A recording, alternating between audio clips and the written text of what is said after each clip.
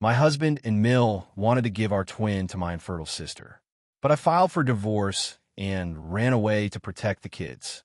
I'm a 28-year-old woman, and my husband, Mike, who's 30, and I have been together for nearly 6 years now. Our relationship has always been filled with love and care. We first crossed paths when I had just started my new job, and since he had been there longer, he helped me navigate things from day one. Mike knew early on that I didn't come from a stable or supportive background. I had to fight tooth and nail to get where I am, taking on random jobs here and there just to scrape together enough money to survive. My parents? Well, both of them were deep into drugs and barely lifted a finger to support me. That's why, when it came time for college, I packed my bags, cut them out of my life completely, and never looked back. Occasionally, they'd still try to reach out, but only when they needed money. It got to a point where I had to change my phone number and even move homes a few times just to stay out of their reach. When I began working with Mike, he was incredibly thoughtful and gentle with me. I still remember this one time. ID wore a shirt to work that, unbeknownst to me, had 2 tiny holes in it. Mike noticed right away and, without making a fuss, bought me a new shirt so I could change before anyone else noticed. He didn't want me to feel embarrassed in front of our co-workers. That moment stuck with me. Anytime it rained or snowed, he'd drive all the way to pick me up, even though my place was over an hour from his. He did it because he knew I had a long walk just to catch the bus. And when it came to lunch, I often skipped it, not only to save a bit of money, but also because I was used to going without meals. Growing up, food wasn't always guaranteed, so eating once or twice a day became normal for me. But Mike? He always brought me lunch, without fail. He made sure we ate together so he could be certain I was eating properly. I mean, how could I not fall for a man like that? Well, of course, not everything was perfect. There was one major hiccup in our otherwise smooth relationship, his family. For a bit of background, Mike comes from serious money.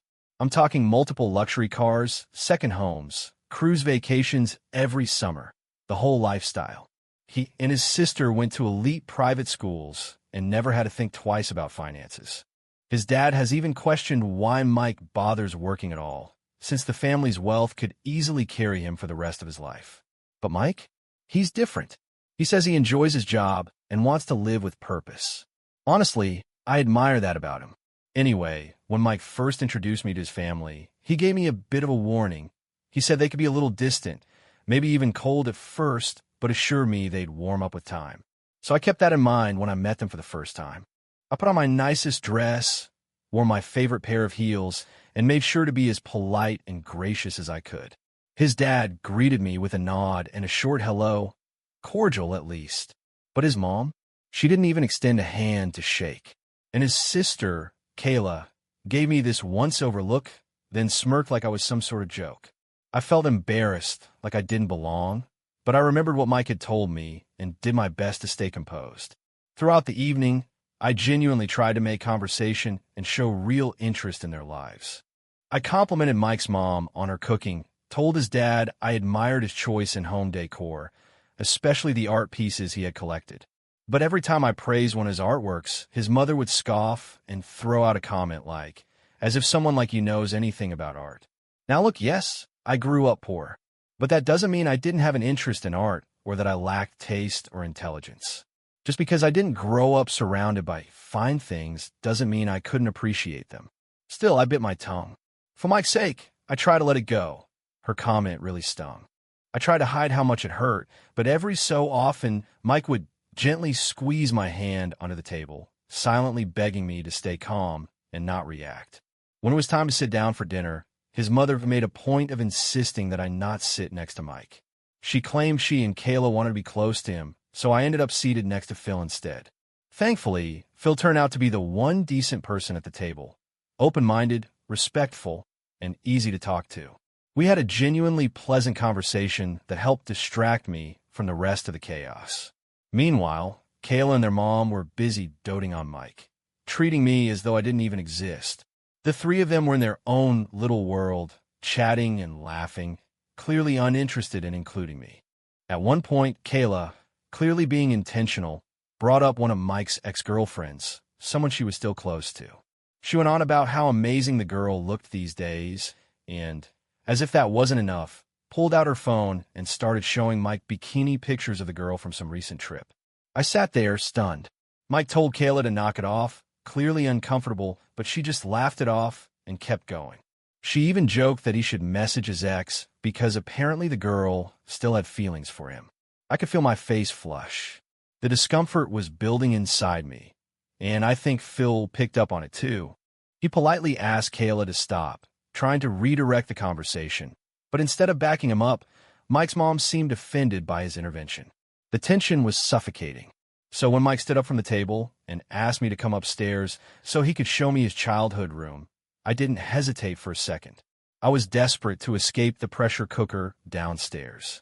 We walked up the stairs, and as soon as we stepped into his old room, his little sanctuary, I finally let out a breath I didn't know I was holding.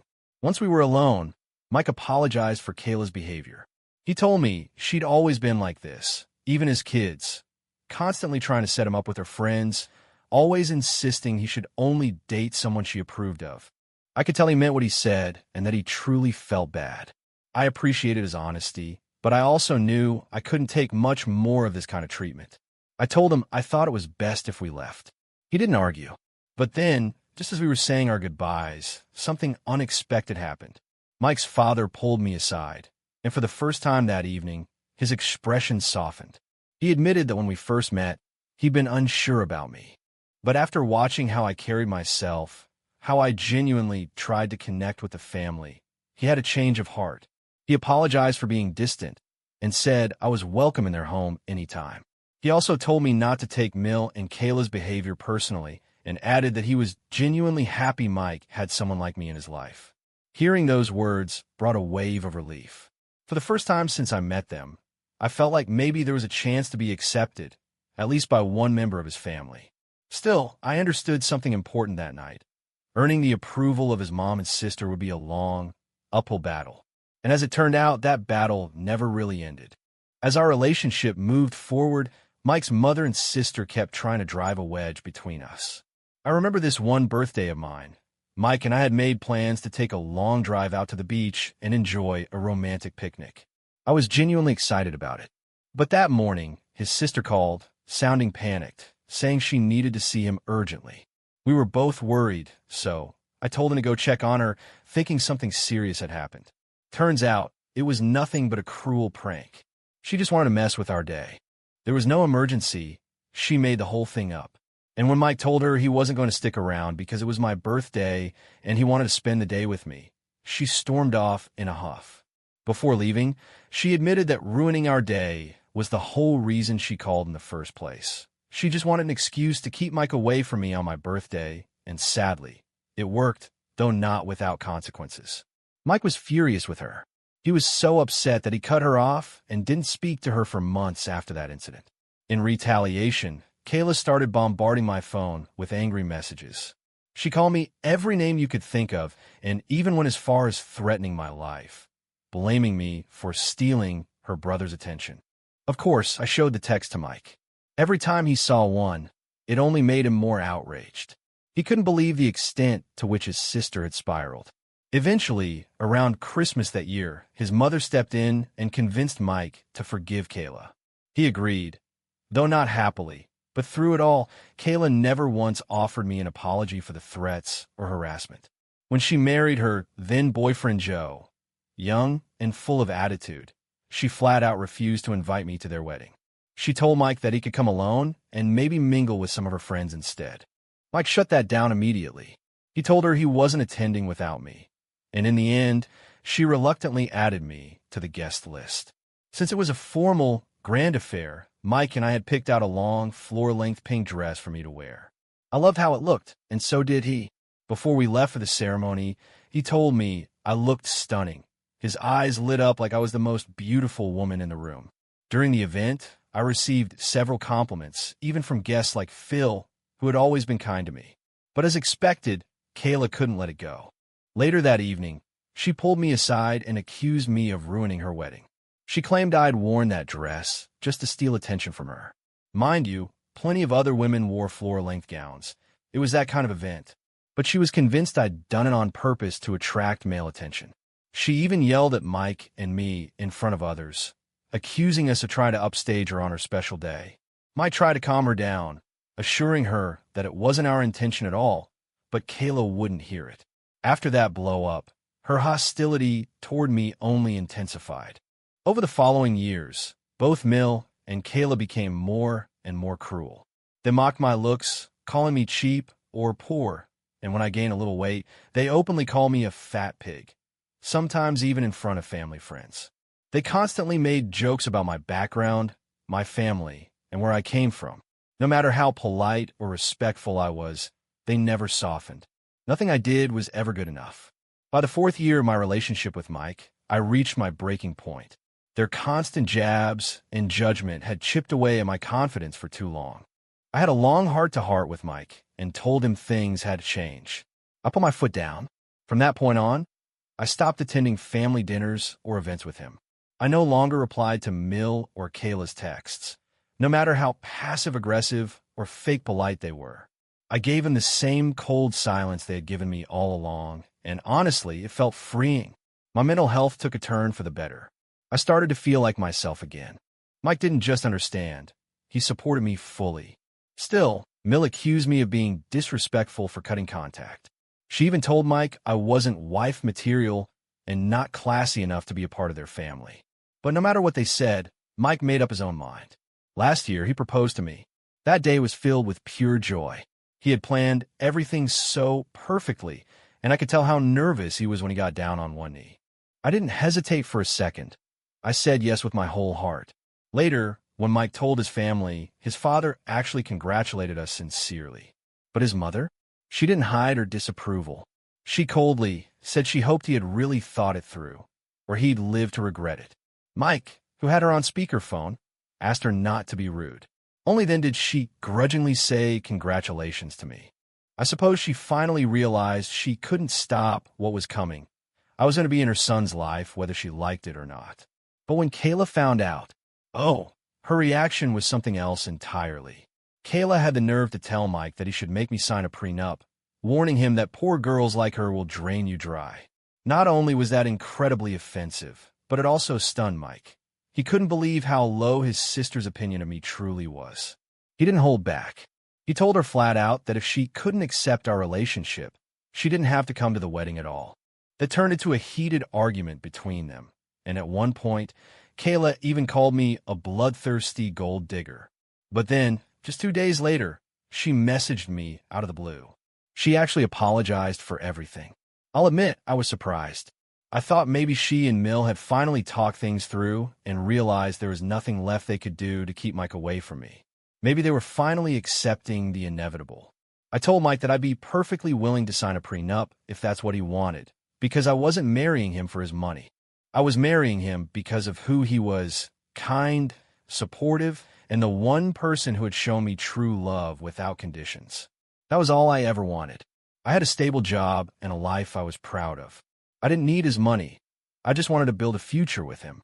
Mike told me he knew my heart and trusted me completely. He said he would never ask me to sign a prenup because he had no doubt that my love for him was real. As our wedding approached, I became more focused on feeling my best, so I committed to a solid workout routine. Every now and then, I'd post post-gym selfies on my private social media. They were completely appropriate. Nothing revealing, just typical fitness progress pictures. But then one weekend, Mike came home from family dinner looking tense. He sat me down and told me that Kayla and his mom had told him I was probably cheating on him. According to them, I was deliberately posting those pictures to attract male attention. I was floored. He said he defended me right away and told them that he didn't have a problem with my photos at all. But Kayla kept pushing, claiming that this was exactly how women start cheating on their partners. And that got his head. So he asked me directly if I was cheating on him. The question stunned me. I couldn't believe he'd even ask, and I told him that. I said no, firmly and clearly, and I also let him know how hurt I was that he even considered the possibility. Mike apologized immediately. He told me that his mother and sister had gotten into his head, and he hated that he let their words affect him like that. He promised it would never happen again.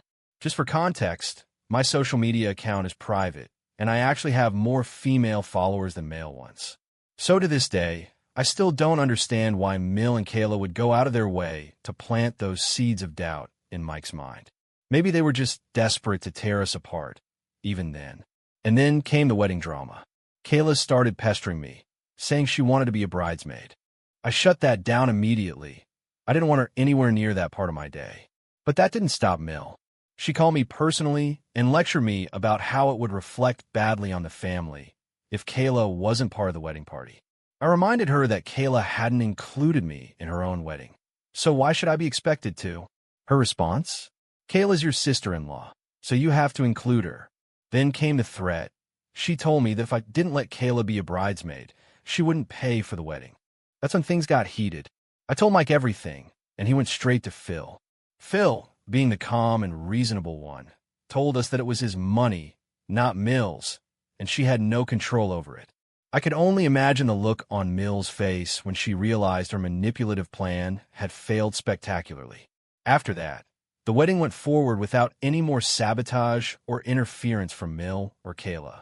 It was beautiful. Mike and I got married, and we've been going strong ever since. I truly believed things had finally settled. I thought the worst was behind us. But recently, something happened, and now I find myself questioning everything I thought I knew. I never imagined I'd be in this position. I never imagined I'd find myself here, questioning everything again. It all started about 3 months ago when I found out I was pregnant with twins. Mike was just as stunned and thrilled as I was. We were over the moon. Ever since we got married, we've been trying for a baby, so learning that not just one, but 2 little lives were growing inside me felt like something out of a dream. We were both glowing with joy. Mike was so excited about becoming a father that he immediately suggested we throw a family get-together to share the news. I was leaning towards something more low-key, maybe just a quiet announcement between close family, but I could see how much this meant to him. So I agreed. When the day of the gathering came, and we finally announced that I was pregnant, everyone came over smiling, hugging us, offering congratulations and warm wishes. It was beautiful, except for one thing. Kayla and Mill didn't look happy. In fact, they looked like they want to set me on fire with their glares. Now, here's some context. Kayla, who got married before us, had been trying to get pregnant for years, with no luck. Mike had once told me, in confidence, that Kayla was infertile. She and her husband Joe had done everything. Doctors, treatments, consultations, but nothing worked. The word barren had been used once or twice, though I hate that term. Mike, along with Joe and Phil, had even gently encouraged her to consider adoption. But Kayla refused, saying she didn't want to raise a child from the streets. So yeah, when she heard that I was pregnant, and with twins, I can imagine it felt like a knife twisting in her gut. And honestly, that's one of the reasons I didn't want a public announcement. Regardless of our history, I did feel for her. Woman to woman, I understood the pain of wanting something so badly and not being able to have it. As the party went on, Mike's relatives started asking about baby shower plans and whether we knew the genders. That's when Kayla broke down. She suddenly burst into tears and ran out of the room, locking herself in the bathroom. The mood dropped instantly. The joy that had filled the air a minute ago disappeared like someone had flipped a switch. Mike and Mill were at her door immediately, begging her to come out.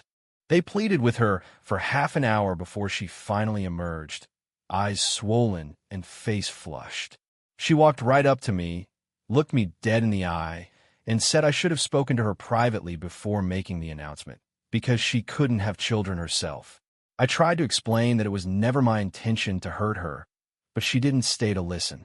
She turned and walked out of the house with Joe right behind her.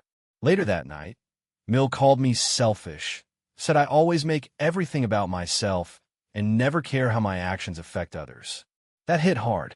I'd actually gone out of my way to be sensitive in this situation, but of course, nothing I did was ever good enough for them. Mike, thankfully, apologized to me afterward. He told me he'd speak to both Mill and Kayla and let them know that the idea to announce the pregnancy at the party was entirely his. He said he never imagined it would hurt his sister so deeply, and he wanted to make things right. Even though I still felt a little guilty, Mike kept reassuring me that none of it was my fault. The following weekend, Mike went to his parents' place for dinner. I stayed home. By then, I had learned it was better for my peace of mind to avoid their family gatherings altogether. I didn't ask what happened while he was there, but when he got home, he seemed different. He told me that during the dinner, he ended up apologizing to Kayla. She had opened up to him about just how much she'd been suffering through her infertility. She described the endless medical procedures, the late nights filled with tears, the quiet heartbreak she carried around for years. And I won't lie, hearing all that made something shift inside me. Despite everything, the fights, the insults, the manipulation, I still felt a pang of guilt. Because at the end of the day, Kayla was still family. And beneath all her hostility, there was a woman who was broken and hurting. I saw that now. I felt it. Mike gently suggested I reach out to her, and after thinking about it, I agreed. I sent Kayla a message. I apologized for not telling her privately about my pregnancy before the party. I told her I never meant to cause her pain, and I hope we could begin to mend things before the twins arrived. Maybe even start fresh as family. What I didn't expect was her response. She replied with a warmth I hadn't seen from her in years. She thanked me for reaching out and even admitted her own part in how things had fallen apart between us. She sounded sincere.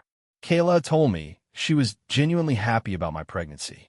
She said she truly wanted to make things right between us, to support me during this special time in my life. I'll admit, it was comforting to hear. As a gesture of goodwill, she even offered to host my baby shower when the time came.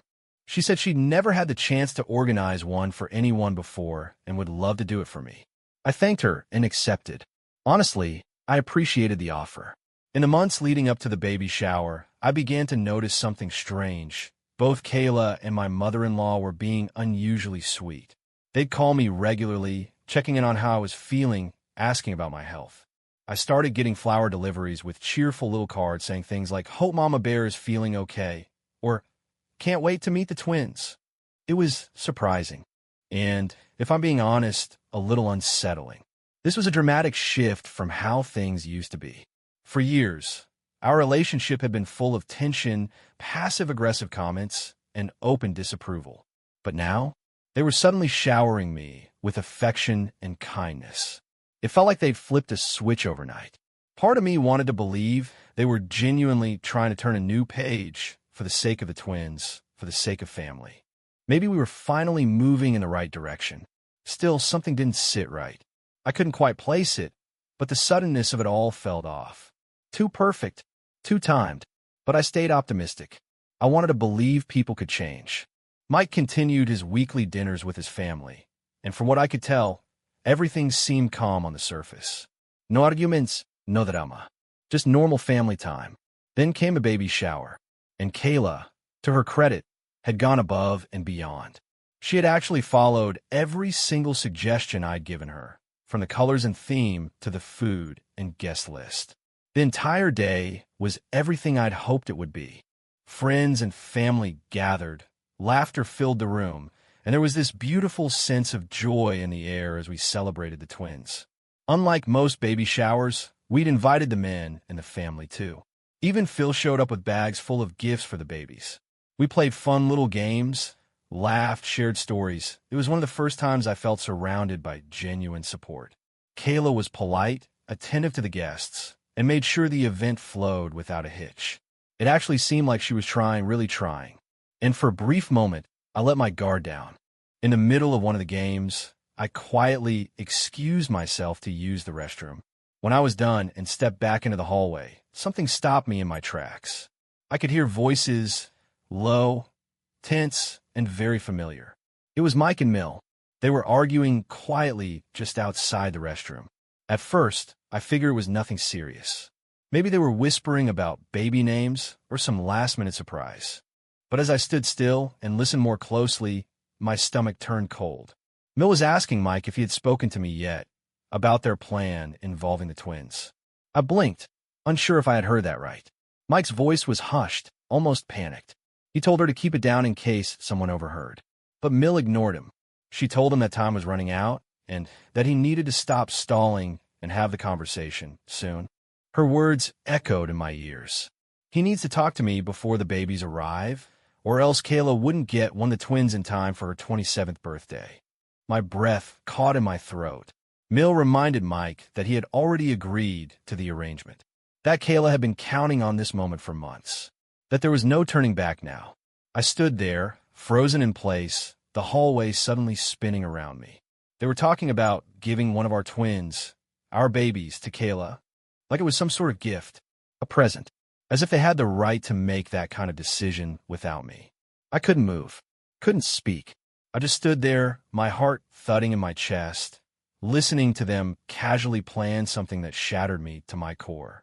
They were speaking as though this was normal, as though this horrifying idea was somehow logical. My mind raced. Shock, confusion, hurt, anger, and above all, betrayal. That sharp, deep kind of betrayal that hits when the people you thought loved and supported you reveal that they never really did. All this time, I believed they were happy for us. I believed they had finally embraced the idea of me being part of the family. I thought they were excited about the twins because they wanted to be involved, not because they were planning to take one away from me. And now, standing there, I realized their happiness had nothing to do with us. Their joy hadn't been about celebrating our growing family. It was all about their twisted little plan to hand over one of my babies like a gift. A birthday gift. That realization gutted me. In that moment, I felt like I didn't even recognize the man I had married. My husband, my partner, the father of my children, had betrayed me in the worst possible way. How could he even entertain such a sick idea? Our twins weren't possessions. They weren't favors or tokens. They were our children, our flesh and blood. I waited silently outside the bathroom, letting them finish their conversation while doing everything I could to steady my shaking hands. I couldn't risk getting caught. I eventually stepped out, walking back toward the party like nothing had happened, masking the terror and rage boiling inside me. Since that day, since the baby shower, I haven't been the same. I've been living in survival mode, going over every possible escape route in my head. I can't risk raising my twins around these people. And more painfully, I can't trust my own husband anymore. That's the part that hurts the most. Every time I look at Mike, I want to scream. I want to confront him and demand to know how he could possibly go along with this plan. But instead, I keep pretending. I smile. I nod. I carry on like everything's fine. Also, I can protect my babies and prepare to leave without tipping them off. But I'll be honest, the pregnancy hormones have made things harder. Some days I wonder if I'm doing the right thing. Is it fair to leave without saying a word? Should I at least give him a chance to explain himself before I walk out of his life? Part of me wonders if I'll regret not hearing his side. But then I remember what I heard in that hallway, and the doubt starts to fade. Still, it's a terrifying thought, becoming a single mother. But if it means protecting my children from a dangerous and controlling family, then I'll do it without hesitation. Update 1. Thank you to everyone who's offered advice and support. I've read every single comment, and your words help me more than I can say. After much thought, I've made up my mind. I want to be absolutely clear. I will never let anyone take my babies from me. Not now. Not ever. I've reached out to my best friend, someone I've known and trusted for years. When I told her everything, she was just as horrified as I was. Without hesitation, she offered to help me pack and move out. She's opening her home to me while I file for divorce. Tonight is my last night under the same roof as Mike. Tomorrow, I'm leaving. There won't be a note. No explanation. No tirfelguvie. Because he doesn't deserve one. Update 2. It's been 2 weeks since I last posted, and I want to share what's happened since then. As I mentioned before, I made the decision to file for divorce after overhearing that heart-wrenching conversation between Mike and his mother about their so-called plan involving my twins. It was the hardest decision I've ever had to make, but deep down, I know it was the right one for me and for my babies. With my best friend by my side, I packed everything that mattered to me and quietly left the house while Mike was at work. Walking out those doors was surreal. I never imagined my life would come to this. Leaving my husband while pregnant, but there was no other option. My safety and the safety of my unborn children had to come first. Since then, I've officially filed for divorce. Mike has been trying to contact me. He's called, texted, reached out through mutual friends. But I haven't blocked him. Not yet. I want to keep things civil until the divorce is finalized. I'm not interested in revenge. I just want peace. Mike, however, still has no idea that Mike still doesn't know that I overheard everything, that I was right there in the hallway when he and his mother talked about giving away one of our babies. Since I left, he sent me countless text messages accusing me of betraying him, claiming his family was right about me all along. I haven't replied. Not once. And I won't, because deep down, I know that no matter what I say, he and his family will only twist my words, gaslight me, and try to manipulate me back into their toxic world. So for now, let them believe whatever they want. The truth will come out soon enough, when everything's laid bare during the divorce proceedings. I've completely blocked Kayla and Mill. I had to, but I'll admit, I feel a small pang of guilt every time I see a missed call from Phil. I honestly don't know if he was involved in the plan or not. Maybe he wasn't, but I can't afford to take any risks. Not when my children's future is at stake. The last few days have been a blur of tears and whispered prayers. I've spent hours just crying, mourning the life I thought I had, the man I thought I married. And through it all, my best friend hasn't left my side. She sat with me, held my hand, and reminded me again and again that I'm not a bad mother for walking away. That protecting my babies is the most loving thing I could ever do. It still hurts, though. Becoming a single mom wasn't part of the dream.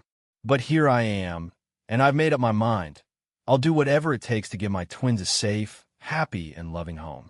I plan on going back to work as soon as I'm able. Thankfully, my best friend works from home, and she's offered to look after the twins while I get back on my feet. I told her I'd pay her for her time, because caring for 2 babies isn't easy, and I respect her too much to ask for unpaid help. I know this plan isn't perfect. It's shaky. It's not what most people would call ideal, but it's what I've got. I don't have supportive parents to lean on, and I don't have a big safety net. My friend has agreed to help with the kids until my divorce is finalized. After that, I'll use the child support I receive from Mike to hire a full-time nanny. It won't be easy. Nothing about this journey will be. But I'm determined to raise my twins in a peaceful, stable environment. One where they'll never be treated like objects or bargaining chips. And for all of you who have supported me, messaged me, and encouraged me through this nightmare, I'm endlessly grateful. Your words kept me grounded when I thought I might fall apart. Update 3. Hello again. It's been 6 months since my last post, and so much has changed. First and most importantly, I've given birth. I'm now the proud, exhausted, deeply in love mom of 2 beautiful twins, Jackson and Vinny. I was terrified leading up to the delivery. The thought of giving birth alone, of facing everything that comes next without a partner, felt overwhelming. But the moment I held them in my arms for the first time, all of that fear melted away. Looking into their tiny faces, I felt stronger than I've ever felt in my life. They're my world, and every single thing I've done to protect them was worth it. I'm also happy to share that the divorce is finalized. Mike is no longer my husband. He tried to plead with the court. He wanted custody, wanted to negotiate, but it didn't go his way. During the proceedings, he finally learned the real reason I left him. He found out that I knew everything, that I had overheard the conversation with his mother about their sick plan for our twins. He was stunned. When Mike finally found out that I'd overheard everything, that I knew about the plan to give one of our babies away, he tried to apologize. He tried to explain himself, saying he'd been pressured by his family every single day, that he felt trapped, that he didn't know what else to do. But honestly, I wasn't moved. I was even more disappointed. His cowardice broke something in me that could never be repaired. He may have felt pressured, yes, but he still made a choice. He chose silence. He chose loyalty to people who treated me like garbage and saw our children as objects to be passed around like gifts. And then I found out the part that really made my stomach turn. Phil knew. He had known all along. He'd apparently tried to talk Mill and Kayla out of it, but no one listened to him. And still, he said nothing to me. Not even a warning. That silence cost him my trust forever. After everything that family did to me, I feel no guilt, none, for walking away and cutting them off completely. I didn't even ask Mike for a single dollar in alimony. I wanted nothing from him for myself. But he's paying a substantial amount in child support. Enough for me to provide a good life for Jackson and Vinny. That's all I care about now. Mill and Kayla, of course, didn't take the divorce quietly. They tried to contact me, and during the court proceedings, they even showed up, shouting, screaming, completely losing control. They accused me of being a selfish, unfit mother, claimed they could have given my children a better life, like I was some obstacle standing in the way of their twisted fantasy.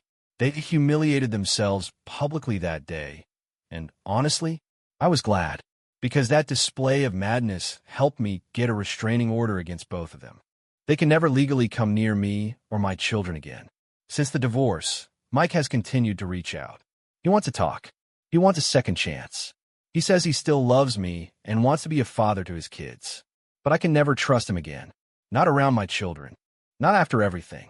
With the help of my best friend and a few close, supportive people in my life, I've been navigating the roller coaster of single motherhood these past few months. It's not easy.